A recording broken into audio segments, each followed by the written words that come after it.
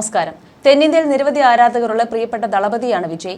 ഒരുപാട് കുറ്റപ്പെടുത്തലുകളിൽ നിന്നും കളിയാക്കലുകളിൽ നിന്നുമെല്ലാം ഉയർന്നു നിന്ന് തമിഴ് സിനിമയുടെ മുഖമായി ആരാധകരുടെ നെഞ്ചിൽ ഇരിപ്പിടമുറപ്പിച്ച വിജയ് തന്റെ ജൈത്രയാത്ര തുടരുകയാണ്.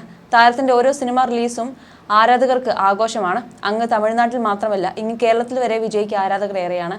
അദ്ദേഹത്തിന്റെ വിശേഷങ്ങൾക്കൊപ്പം സ്വകാര്യ ജീവിതവും വളരെ വേഗമാണ് വൈറലായി മാറുന്നത്. വിജയുടെ ഭാര്യ സംഗീതയുമായി താരം പിണക്കത്തിലാണെന്നും ഇരുവരും വേർപിരിഞ്ഞുവെന്നും വരെ വാർത്തയുണ്ടായിരുന്നു. സംഗീതയെ വിജയ്ക്കൊപ്പം കണ്ടിട്ടും ഏറെ കാലമായി. എല്ലാ പരിപാടികൾക്കും വിജയ്ക്കൊപ്പം എത്താറുള്ള സംഗീത കുറച്ച് വർഷങ്ങളായി വിജയ്ക്കൊപ്പമുള്ള ഒരു പരിപാടിയിലും എത്താറില്ല. നടന്റെ ഭാര്യ സംഗീതയുമായി വേർപിരിഞ്ഞെന്നും തൃശ്ശയുമായി അടുപ്പത്തിലാണെന്നും കഥകളുണ്ട്.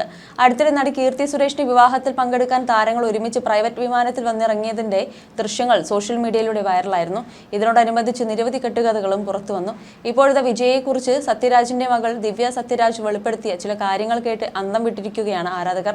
കീർത്തി സുരേഷിന്റെ വിവാഹത്തിൽ പങ്കെടുക്കാൻ തൃശ്ശയും വിജയും ഒരുമിച്ച് വിമാനത്തിൽ യാത്ര ചെയ്ത സംഭവം സൂചിപ്പിച്ചായിരുന്നു ദിവ്യയുടെ വിമർശനം. വിജയുടെ പേര് പരാമർശിച്ചില്ലെങ്കിലും വിമാനയാത്രയും വിവാഹവുമെല്ലാം ദിവ്യ സത്യരാജ് എടുത്തു തന്നെ പറയുന്നുണ്ട്. DMK വേദിയിൽ സംസാരിക്കുമ്പോഴാണ് ദിവ്യ സത്യരാജ് TVK അധ്യക്ഷൻ കൂടിയായ വിജയിയെ വിമർശിച്ചത്. DMK നേതാക്കളായ M കരുണാനിധിയും MK സ്റ്റാലിനും തമിഴ്നാട്ടിന് വേണ്ടി ചെയ്ത കാര്യങ്ങൾ എടുത്തു പറഞ്ഞായിരുന്നു ദിവ്യയുടെ 12 മിനിറ്റ് നീണ്ട പ്രസംഗം.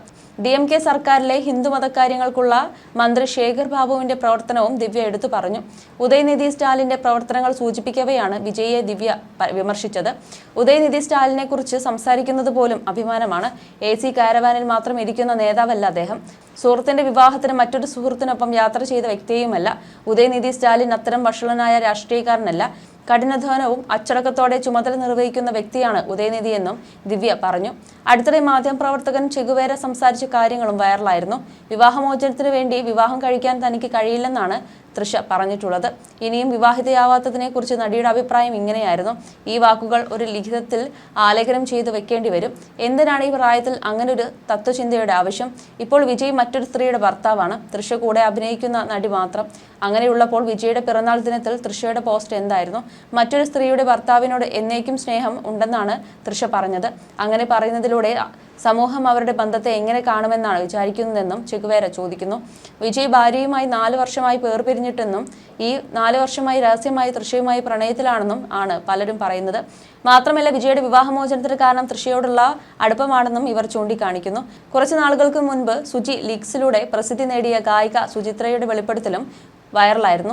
വിജയുടെ വീട്ടിൽ ഇടയ്ക്കിടെ പാർട്ടി നടക്കാറുണ്ടെന്നും തൃഷ അതിൽ പ്രധാന വ്യക്തിയാണെന്നും പറഞ്ഞിരുന്നു.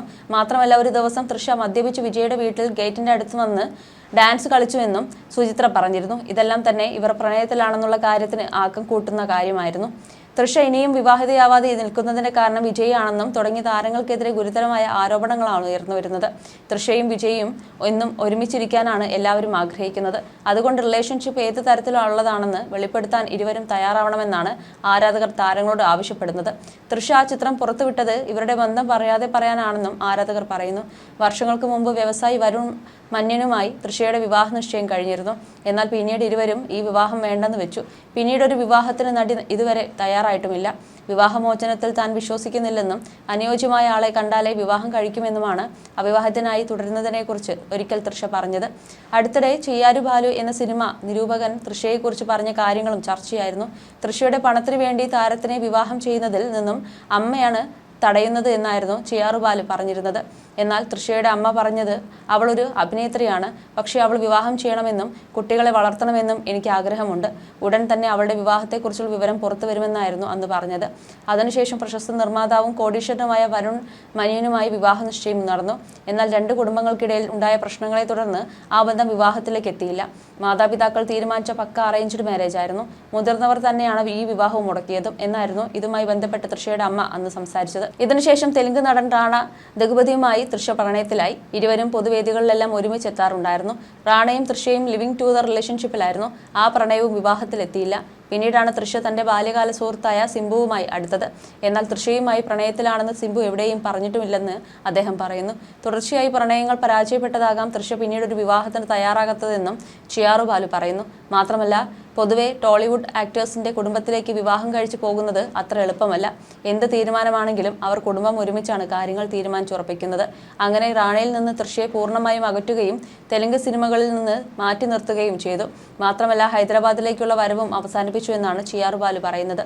38-കാരനായ റാണ ദഗുബാട്ടി സംരംഭകയായ മിഹികയെ 2020-ലാണ് വിവാഹം ചെയ്തത്. തൃഷയുമായി പ്രണയത്തിലായിരിക്കുന്നുവെന്ന് കോഫി വിത്ത് കരണിൽ അതിഥിയായി എത്തിയപ്പോൾ റാണ തന്നെ തുറന്നു സമ്മതിക്കുകയും ചെയ്തു. തൃഷയുമായി ഡേറ്റിംഗിലായിരുന്നുവെന്നും എന്നാൽ പിന്നീട് ബന്ധം മുന്നോട്ട് പോയില്ലെന്നും റാണ പറഞ്ഞിരുന്നു.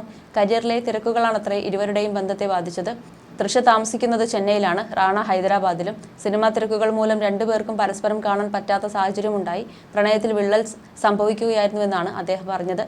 ജനനായകനാണ് വിജയുടെ റിലീസ് ചെയ്യാനുള്ള സിനിമ. ഈ സിനിമയ്ക്ക് ശേഷം സിനിമാ രംഗം വിട്ട് രാഷ്ട്രീയത്തിലേക്ക് മാത്രം ശ്രദ്ധ കൊടുക്കാനാണ് വിജയുടെ തീരുമാനം. എന്നാൽ വിജയ്ക്കൊപ്പം തൃഷ കൂടി അഭിനയം ഉപേക്ഷിക്കുന്നതായിട്ടുള്ള റിപ്പോർട്ടുകളും പുറത്തു വന്നിരുന്നു. അടുത്ത കാലത്തായി സിനിമയിൽ ഗംഭീര തിരിച്ചുവരവ് നടത്തിയ തൃഷ സൂപ്പർ താരങ്ങൾക്കൊപ്പം നായികയായി നിറഞ്ഞു നിൽക്കുകയാണ്.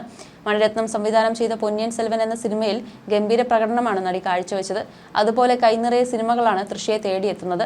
പക്ഷെ അതൊന്നും തനിക്ക് വേണ്ടെന്നും വിജയുടെ പാർട്ടിയിൽ ചേരുന്നതിന് വേണ്ടി അഭിനയം ഉപേക്ഷിക്കാനും നടി തയ്യാറായിരിക്കുകയാണെന്ന് ഇപ്പോൾ പ്രചരിക്കുന്ന റിപ്പോർട്ടുകളിൽ നിന്ന് വ്യക്തമാകുന്നത്. സിനിമ വിടുകയാണെന്ന് തൃഷ അമ്മയോടാണ് പറഞ്ഞത്. എന്നാൽ അത് സാധ്യമല്ലെന്നും സിനിമയിൽ കൂടുതൽ ശ്രദ്ധ കേന്ദ്രീകരിക്കണമെന്നും തൃഷയോട് അമ്മ പറഞ്ഞു.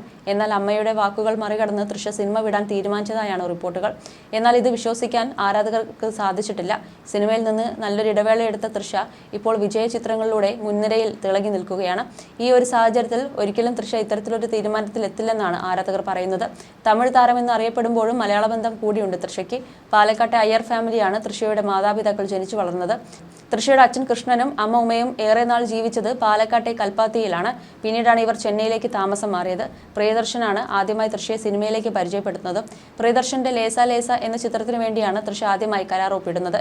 എന്നാൽ പലവിധ കാരണങ്ങളാൽ ചിത്രം വൈകി പോവുകയായിരുന്നു. സൂര്യ നായകനാക്കി അമീർ സുൽത്താൻ സംവിധാനം ചെയ്ത മൗനം പേശിയതേ ആണ് റിലീസിനെത്തിയ ആദ്യ തൃഷ ചിത്രം.